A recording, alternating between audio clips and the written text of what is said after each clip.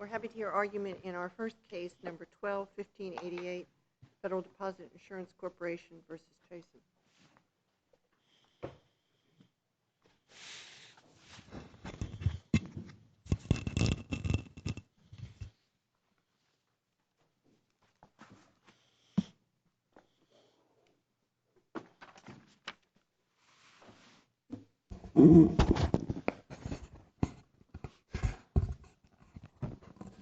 May it please the court, my name is Ed Blainott of the Buncombe County, North Carolina Bar. I'm pleased to be before the court today in the case of FDIC versus Cashion. This is an appeal from an order of summary judgment on a promissory note against Mr. Cashion obtained by the FDIC. The issues before the court are among the most simply stated, which are whether there was error in entering the order of summary judgment. We submit to the court that it was error, that the matter should be reversed. As a brief... Am I correct, counsel, that your client has never disputed that the note has not been paid? That is correct. He has not disputed that it's been paid. It's the question of who is the owner and holder, whether it's been transferred, whether it has been canceled or discharged. Does he maintain one of those, or is it just sort of a blanket? Well, Your Honor, the answer is that a jury should be who decides that. And the reason I say that is... What would you tell the jury? I mean, Yeah, you got this 1099, if it holds water, says cancellation. What, would you not just focus on that? Your Honor, there would be two ways that we would present a defense to the jury. The first would be simply that if they do not produce the original note, showing that they are entitled to recover. But wouldn't they'd bring the original note to trial, wouldn't they? We don't know that they have it, Your Honor. Assume that they have the original note. Now, we'll be discussing that with the FDIC about why nobody's seen the original note. But going forward and assuming that in discovery you see the original note, so that argument is no longer you no longer have, right? Certainly. Okay, so what is your other argument? Well, assuming that there's no original note, the point on the No, we're assuming there is an original note and you see it. Okay, assuming there is an original note and we see it. The point on and it's before the jury. And it's before the jury. So that's no longer, you can't argue there's no original note anymore. Certainly. The cancellation issue is a question that boils down to why did they send it if it was not canceled. There are a number of provisions from the Code of Federal Regulations. Just pause one moment. Remember, we started this and you telling, in response to a question that you had canceled, you had a bunch of different theories, but you would only rely on this cancellation theory. Is that correct? To answer Your Honor's question, if the premise is that we're looking at the cancellation theory, the starting point is to look at the 1099-C. No. That's not the question. That's not the question. I'm not, this isn't a trick question. You have the note.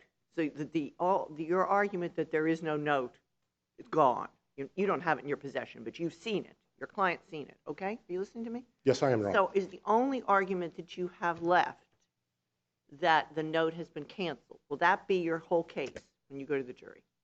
That would be the core of the case. Well, is there some subsidiary part of the case? There are, Your Honor. What's the subsidiary part? There's the question of whether the government did anything to realize on the collateral that was provided to it, which was the other promissory notes that were owed to my client. Well, the law doesn't, the note takes care of that. It says they can do what they want. They can go against you. They can go against you, but if they have realized on it, then there is a question of damages. Okay, so you're limiting damages, but I'm talking about going forward. Is there any other argument that you have? Going forward, the question on the note is, as Your Honor has identified, whether it has been canceled. Okay. Canceled or otherwise disposed Oh, of. what's this otherwise? Well, we're trying to pin you down. We're trying to understand what you're arguing. Here is my problem in trying to answer that. The cancellation of debt in the 1099-C says assignment of promissory notes. They said they assigned the promissory notes. We don't know what that means. So if they come with the original note. But that's part of the cancellation. Right. It says on the 1099 that you're talking about, it says canceled. Yes. Your Honor, if they have canceled it, if they have taken that position with their taxes, if they have taken this as an expense, a bad debt write-off, They can't have it both ways and also seek to Well, recover. So if there's an original note, the only issue left is the cancellation. And the cancellation, yes, yes, Was it canceled or not? yes.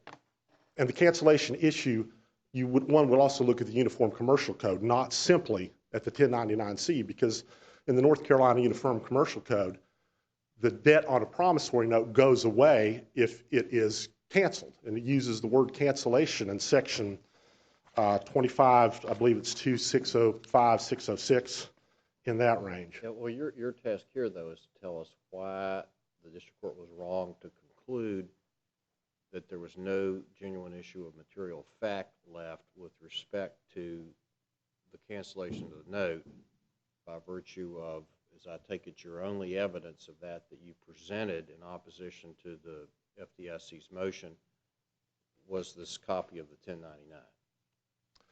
You have to tell us to get beyond today, you have to tell us why the district court was wrong. Well, the district court was wrong to go to the first part, which is by not requiring the submission of the original note to see if it had been endorsed or sent to somebody else. So if we assume, as Your Honor has asked me to assume, that there is not some endorsement to a third party in the original note that we have not seen. Right. Yeah, you can come back to that. And the only issue is whether the debt has been canceled. Then I would invite the court's attention to the. Well, while you're turning to that, let me ask it this way: is it your position that, as a matter of law, introduction of a 1099 in and of itself is sufficient to create the material issue of fact as to whether or not the debt is still due? That is my position, Your Honor. That is my position. And if you don't prevail in that position, you lose, right? If I don't prevail on the position of whether it is a question of fact, then I think we have two things. We have the original promissory note being presented. Judge Agee, as a matter of law, the failure to have the 1099 creates an issue of fact. Is that what you're saying? I did say that, Your Honor. Okay, and if we should conclude that no, as a matter of law, it does not, you lose. The statute speaks. Do you have some other issue of fact? Your Honor, the statute speaks to an intentional voluntary act such as the cancellation, destruction, mutilation, cancellation of the instrument under Section 25-3-604 of the Uniform Commercial Code. The statement on the 1099-C is that of a cancellation. I understand that. That goes to the merits of your argument, but we should reject that argument. If the court rejects both the obligation of the FDIC to produce the original note and rejects the proposition that the 1099-C creates a question of fact about whether the debt has been canceled, then I do not see how I get to a jury except for on the issue of damages such as what happened with the disposition of the collateral, to which I may be entitled to offset. Let's go to the district judge's opinion on the cancellation issue. As I read it, I could very well be wrong. The district judge didn't say, well, as a matter of law, a 1099 cannot create an issue of material fact on whether or not the debt is owed. But under this case, essentially what I read the judge to say was that the only evidence proffered was what appears at page 42 of the appendix, a copy of the 1099, and that you were presenting it for the truth of the assertion that the debt is no longer owed, a factual assertion. But in order to do that, to present it for that purpose, it's hearsay. So you had to establish some sort of hearsay exclusion with some sort of evidence, and the district court judge said that you failed to do that. It wasn't that 1099 couldn't prove it, it's just you failed to make the preliminary showing that would make it viable. So is that what the judge said? And if he said that, why was that incorrect? If I may start with why it is incorrect, No, I think you have to start with, did the judge say that? I would have to look at the quote. My memory You is... don't remember what the rationale is? It I- wasn't a quote. Well, what I remember, Your Honor, is that the judge did not ultimately consider that to be material, the hearsay issue. That the judge ended up making the decision based upon Dobson case, which was a slightly different grounds. Has anybody ever claimed it's bogus, the 1099? No. That's never come into it. No one has ever claimed it's bogus. In fact, to answer Your Honor's question about the hearsay, if it's not bogus, it was made by the First National Bank of Asheville. Yes, Your Honors. And if it's not bogus, it's made by the First National Bank of Asheville, it would be a business record of the First National Bank of Asheville. Yes, Your Honor. And it would be a statement against interest of the First National Bank of Asheville. It would be that. It would be a business record. It is hearsay within two exceptions. I mean, I've never seen anything like this handwritten. That's the reason I got in to ask you about to use the term bogus. And the FDIC never says that either. But it's odd that a so-called purported cancellation of a $2 million note by a federally insured bank would turn up to be handwritten. I mean, it looks like just somebody made it up in the middle of the night or something.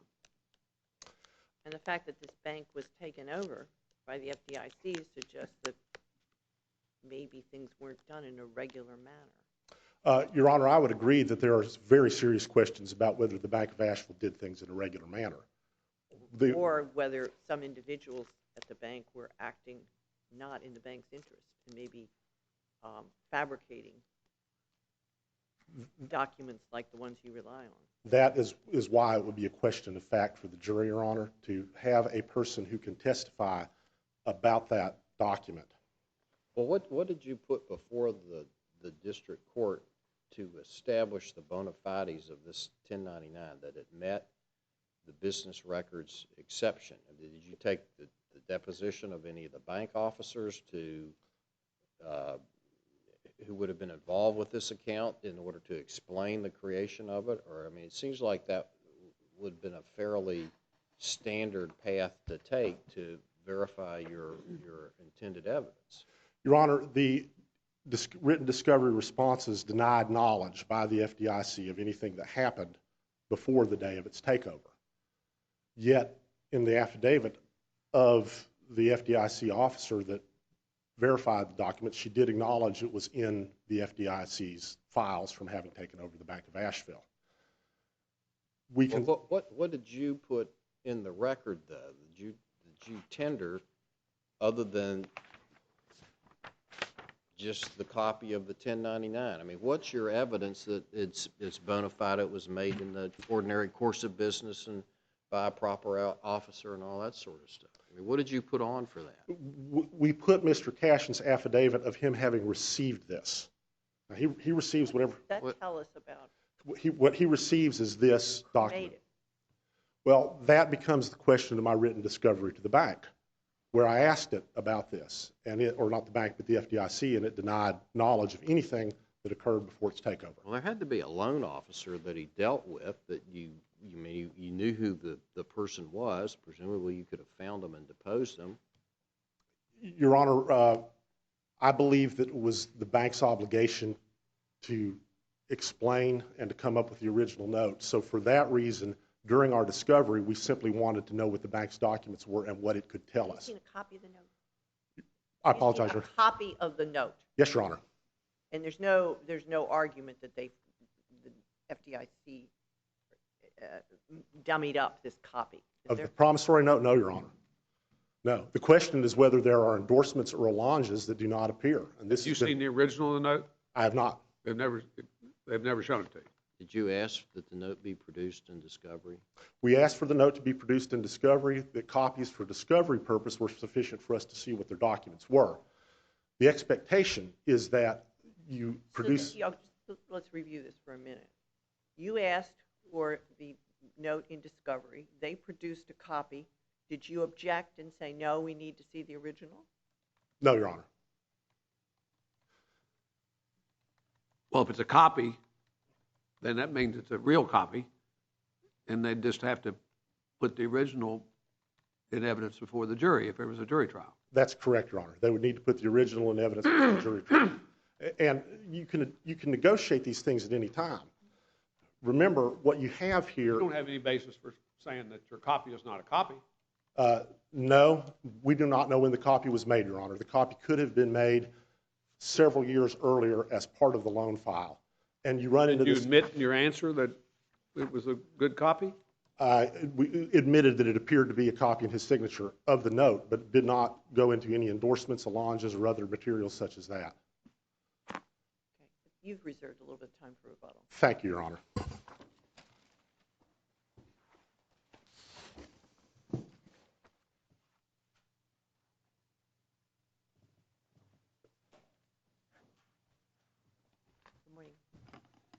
May it please the court, my name is Esther Mannheimer. I represent the Federal Deposit Insurance Corporation, and I'm with the Buncombe County Bar in Asheville, North Carolina. Why didn't y'all just produce the original note? That would have cut off half of the appellant's argument. I would agree, Your Honor. We did not produce the original, however, because there's no legal obligation to do so. You have it with you? I do not have it with me. Have you ever seen it? I have not. This is the strangest case I've ever seen. Does your client not want it? Is there something that we should know that we don't know here? Why? Where's the note? No, there is an accurate copy of the note attached to the Well, how do you complaint. know it's accurate if you've never seen the note? No evidence has been How could you say, but you need to represent to us it's a real copy. I mean, you're the lawyer for this FDIC. That's correct. And you come in here, you're telling us as a member of the bar of this court that that's a real copy of the original note. Can you do that, having never seen the original note? I can do that based on the affidavit of my client, and my client... Does she say that? In her affidavit? Yes. Yeah, Ms. Martin, does she say she's actually seen the note? I don't remember what Has possession of the loan file and the original note. She says a true and correct copy of the original note is attached as Exhibit A. She says it is a true and correct copy. So that's what you're relying on. Yes. Yes, Your Honor. Okay. The FDIC apparently, according to her affidavit, and I have to trust in my client, has Why possession did you tell of... me you wanted to see it? That you might be asked a question when you came to court about it, or the judges may want to see it. I think solely due to the distance of where they store the file. Where's the file? I believe that in this case, and maybe not in the... It may be in the record in terms of where Ms. Martin is located, but I think they are in Texas. I mean, the Bank of Asheville's records are in Texas. Correct. I believe that's the case. The U.S. mail still works? Yes, Your Honor. Yes. I sent it on Saturday. Except Saturday. That is correct. Well, then there's Express. I would agree that it would have eliminated a lot of trouble, but we had to provide something. Well, eliminate all this expense of the briefing. Yes. And the research from you all and our law clerks and even some of us trying to figure out whether your obligation to show the original note. The creditors of North Carolina stand firmly behind Dobson, and I think there is definitely an effort here to operate under North Carolina law, which only requires that a copy be provided, because the issue is not whether or not there is the original note is seen by the debtor. It's Mr. Cashion, did they ask in discovery for the real note? in discovery a copy, as Mr. Blanot stated. What they asked for, though? Do you remember? If I recall correctly, the discovery had a provision in it that said that copies would suffice for purposes of discovery. It specifically stated that, and that is in the record. Where the original note was requested is in the answer to the complaint. That is where you will find a request for the original note. And however, as I was saying, in North Carolina, the original... Which presumably preceded the discovery request, right? That is correct. That is correct. The issue is not whether or not the defendant has seen the original note. It's whether the plaintiff has established that they are the owner and holder of a note.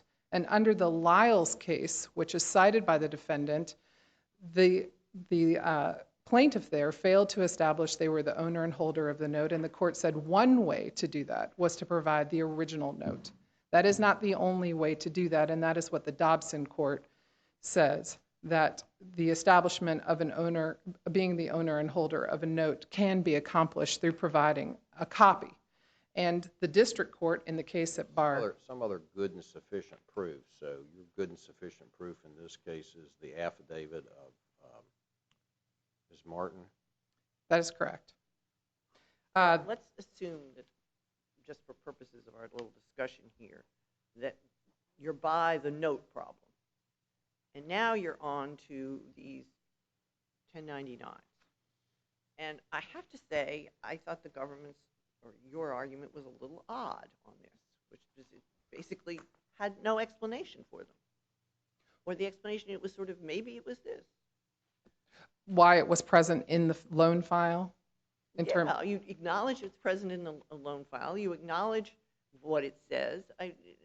So what are we to make of all that? It is curious, and it is a difficulty in handling this matter. You don't suggest it's phony. Maybe it is a phony. Do you have a suggestion that it is? We would claim it was a phony if we had someone to testify as much, but we don't. We can only offer that it was present in the loan file when the FDIC took over the bank. So it's part of the books and records of the bank. It literally is physically in the loan file. And you are stand in the shoes of the bank. You Correct. represent the bank in this case. Correct. So it's part of your records. So you don't question the authenticity of it. So the question is the legal effect of an authentic, admissible 1099, if it has any relevancy to this. And it says on the face of it that it has the same loan number as the note. I don't know. That is correct, although I would differ with the statement that it's authentic somehow. Well, authentic, you say it's not authentic. If you made it, and that's what a 1099 is, you're the one that was owed the money, so the Bank of Asheville canceled the loan on the face of it, and it's in the records of the Bank of Asheville. So you canceled it. Look like other cancellations that are in the records of the Bank of Asheville. Remember when your colleague was arguing and Judge King brought to mind that this is handwritten, it looks a little odd. Is that how the Bank of Asheville proceeded? There aren't other records in the loan file that look like this. Not this loan file, some other and loan others. file. The loan files in general, the files in general. Your Honor, I've handled several of these files for the FDIC, and we have not seen anything like this in the other cases. Are there other 1099s in those files? No, not that I have seen, no. And we've successfully prosecuted the remainder of the cases. Well, in this case, it's not the appellant's burden to prove by preponderance of the evidence that the debt has been canceled. He's not at that point yet. All he has to show is that there's a material issue of fact that's still in dispute in order to get him to that point. So to do that, we have this copy of a 1099 here, and as I understand the district court judge's decision, he ruled that there needed to be some further authentication of the document in order for it to be considered even for summary judgment purposes. So if that's an evidentiary ruling, what's our standard of review there, and why is he correct?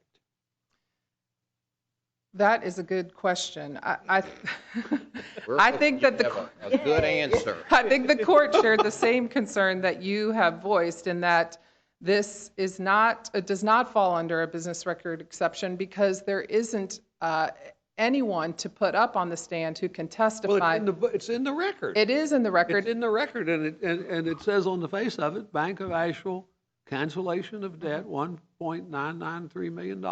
But in the other cases where 6/23/2010, and Bank of Asheville is the creditor.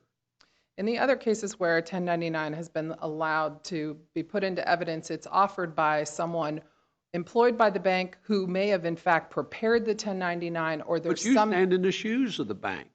You stand in the shoes of the bank. Correct. And you can attest that these are the records of the bank, and you have done that. But there's and, no... And we have to look at the evidence here, the materials, the evidence in the light most favorable to the other side at this point. Now, the jury may well agree with you that this 1099 was just a bookkeeping thing. If that's what you say it is, I don't know what it was, but look at it in the light most favorable to Mr. Cashion. And what can we do with it? There's no evidence that it was actually sent to the IRS. Well, you say that. Well, it was sent to him by the bank. They say that. Ms. Martin does. Mr. Cashion... These forms appear to have been sent to Mr. Cashion by the Bank of Asheville. Well, did you ask him for his tax returns? No. I mean, it's a taxable point. I mean, 2011 or 2010 tax return might well reflect what the answer is to that inquiry. I think that even assuming... Well, you didn't answer the one part of my question is we have to, you may have good questions, but we have to come up with some answers here. So we have to determine whether the district court's actions were correct or not. So when we're trying to answer the question of whether or not this 1099 created a material issue of fact, and the district court judge said it didn't because it wasn't sufficiently supported, how do we review that? What standard are we using to make that determination? I am not able to say for sure. I haven't been able to find... Would that be a fairly crucial part of this case? Yes, and I do address that in my brief, and I apologize to the court. I'm not recalling exactly what standard I provided in the brief. I think, however, for the case of argument, you should, even assuming the 1099 comes in, there are divided cases about how to treat a 1099. And you're right on that. I've looked at some of those myself. But getting past that point, I mean, I can't see where that's any problem. If it's a book, it's part of the books and records of the bank. And you keep saying it's not, even though you're the bank. In terms of the admissibility of the 1099. Well, it's admission against interest or something. It's a statement by the party. Party admission. Assuming that the 1099 is admissible, there are federal court cases which say that a 1099, such as this, 1099-C, does not raise a genuine issue of material fact. And there are cases that say it does. There are a couple of state court cases which you can differentiate from this case. There are 3 cited, and in all of them, they are deficiency suits, which is different than this case. This is a suit on the note where there has been no foreclosure, so to speak, of the collateral, which in this case is 3 other loans, interestingly. And this 1099 apparently was received by the defendant after this lawsuit was filed. So the lawsuit was filed in 2010 before the bank went under. The 1099 was received in January of 2011. That's when they come.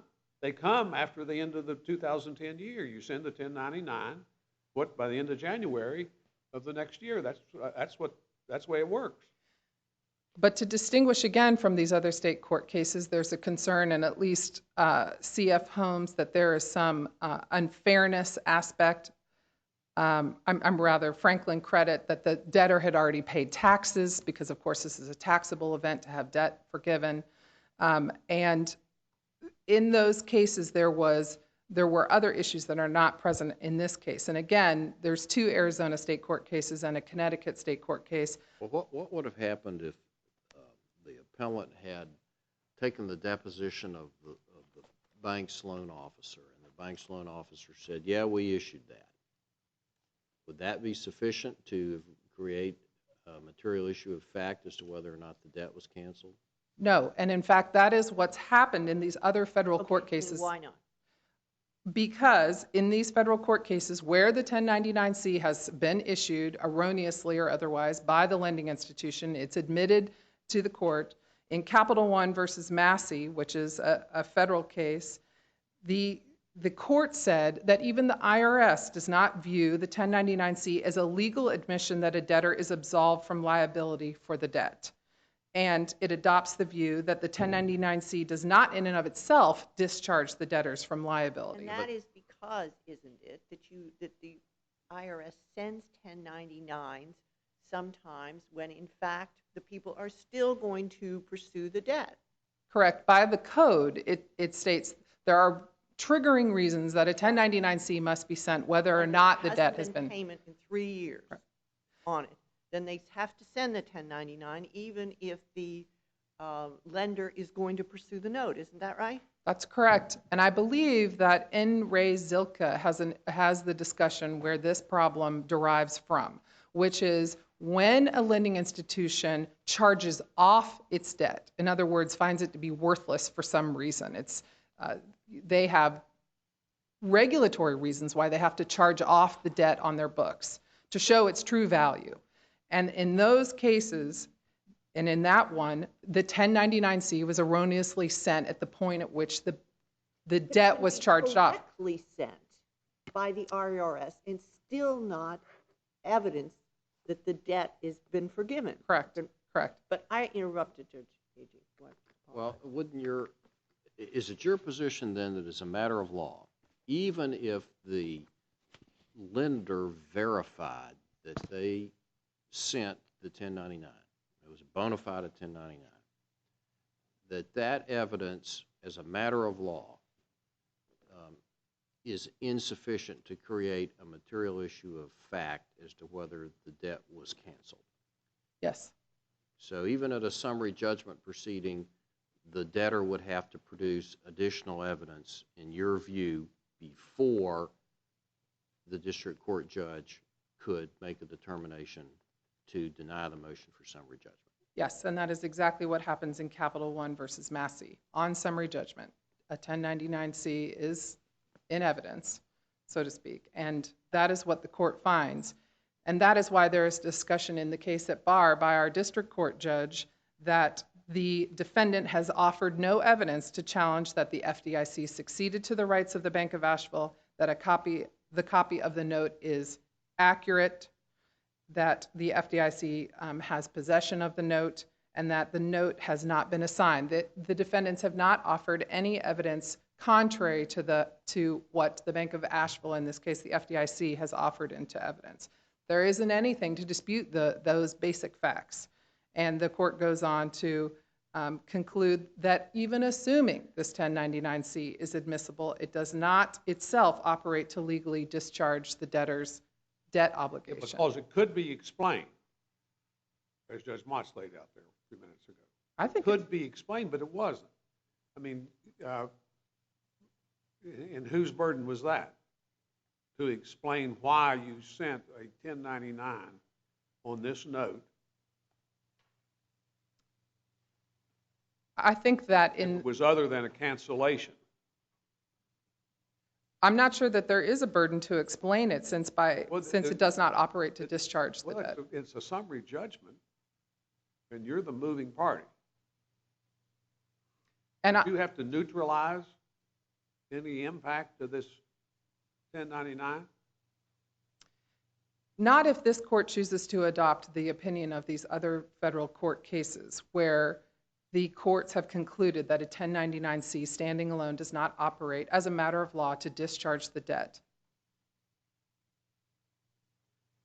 Doesn't operate to discharge it. Is it evidence, some evidence, that the debt might have been discharged? The Fifth Circuit has held that the 1099 can show an intention to cancel debt, but not actual cancellation. If you look at that in the light most favorable to the defendant against the moving party, where do you end up? There is no evidence to the contrary. No evidence offered by this defendant to the contrary. To the contrary of what? That somehow there was an intention to cancel this debt. Well, you would have to be the person that would be offering evidence to the contrary of that. But if there is a burden on someone to be offering that evidence. But I thought your position was that there isn't any burden, that it doesn't, as a matter of law, and there are other cases going the other way. Are all these federal cases on summary judgment? It seems to me that makes it. They are not. They are not all on summary judgment. Capital One versus Massey is squarely on this issue, and that is, Published case. it's a Texas Federal District Court case. I believe it is published. We got any Court of Appeals cases on this? On the issue of summary judgment specifically, or on 1099-Cs? 1099-Cs first. The Fifth Circuit has the Is that Owens versus, pardon? unpublished? I believe it is a published opinion. Owens versus Commissioners is a Fifth Circuit case on this issue. Is that in your brief? It is. We can figure that out. It is. There are actually 5 federal court cases that are cited in my brief that Any in the Fourth Circuit? there are not any in the Fourth Circuit, no. So on the 1099 Well, the issue, district court, Capital One is unpublished. It's not only a district court case, it's unpublished. Powell, Capital One, isn't that the one you were just talking to me about? it is a district court case, that is correct. And it is unpublished. Unpublished. I apologize. And what's the Fifth Circuit case again? What's that? Leonard, it is Owens v. Commissioners.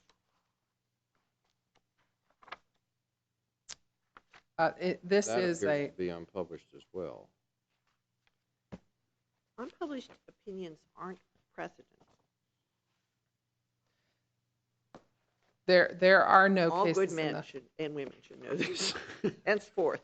Can I ask for one more question? Of course. But the difficulty I have with the position that you've argued, and I mean, you may be right on the cancellation, though, is that it seems that you would require the debtor, in effect, to have proved their case beyond a preponderance of the evidence, that the debt was, in fact, actually canceled. Almost that you would have to have all your proof that you would use at trial before the court in order for the court to make a decision. So you've gone beyond just showing there's a dispute of fact. The court would essentially, under your view, be ruling as a matter of law that the defendant has proven their case. Am I right about that? I mean, it seems like you go to you're requiring the merits to be proven at the summary judgment stage. the merits of the defendant. Correct. I am stating that the defendant must offer some evidence to create a material fact. And in this case, the only evidence offered is the 1099-C.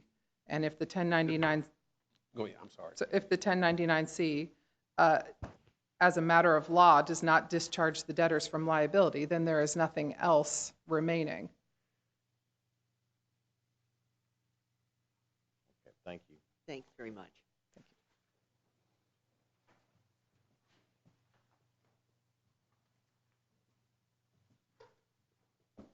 The defendant rises in rebuttal. Can I just ask you one question? Then Yes, ma'am. We can have a whole rest of the time without questions from me. You would acknowledge that the IRS can send 1099s without, in fact, or I'm sorry, not the IRS, Right. the lender can send 1099s without, in fact, releasing the debt. Isn't that correct? The lender can send a 1099 and still have some intent to pursue the debt, Right. though that would have some tax consequences for both sides. Okay.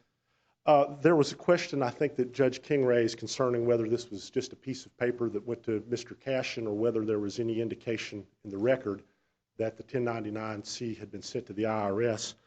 I would invite the court's attention to page 157 of the joint appendix. The IRS transcript shows the original 1099-C having been submitted to the IRS. Is that way it works? If you prepare a 1099, the creditor does.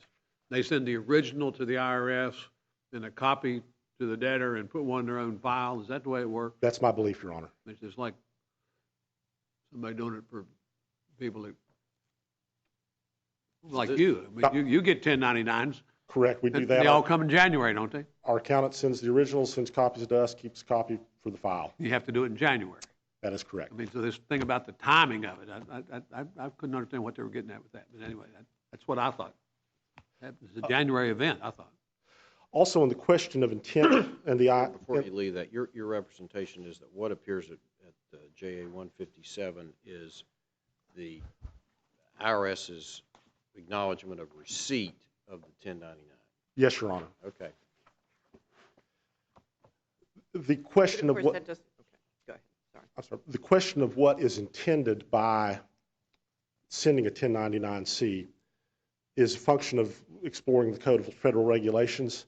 The events that can trigger it are bankruptcy, receivership, expiration of a statute of limitations in a state where you have a foreclosure election that rules out suing on the note, probate, an agreement which appears to be a settlement agreement, or G is the only one that is left over, as A through F, none of those apply, is an intent to discontinue collection activity and discharge debt.